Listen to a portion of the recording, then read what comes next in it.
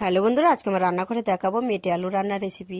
দেখতে থাকবেন পুরো ভিডিওটা। আলুটা তো কেটে নিয়েছি, এইদিকে মাছটাও সুন্দর করে ভেজে নামিয়ে ফেলবো। ওই তেলের মধ্যেই দিয়ে দিব জিরে আর রাঁধুনি শুকনো লঙ্কা ফোড়ন, একটু নেড়ে চেড়ে দিচ্ছি, দিয়ে দিচ্ছি কেটে রাখা আর মেটে আলুগুলো, স্বাদ মতো লবণ আর হলুদ দিয়ে দিব। এই নেড়ে চেড়ে দিচ্ছি। এইদিকে দেখো রসুন, আদা, কাঁচা লঙ্কা, শুকনো লঙ্কা ভাজা, এটা ভাজা কিন্তু ভেজে নিয়েছি। তারপরে দেখো বেটে সুন্দর করে আমি দিয়ে দিচ্ছি মশলাগুলো দিয়ে বেশ করে কষাবো। তারপরে পরিমাণ মতো আমি জল দিয়ে দিব। জলটা যখন ফুটে আসবে তখন ভেজে রাখা মাছগুলো আমি দিয়ে দিব।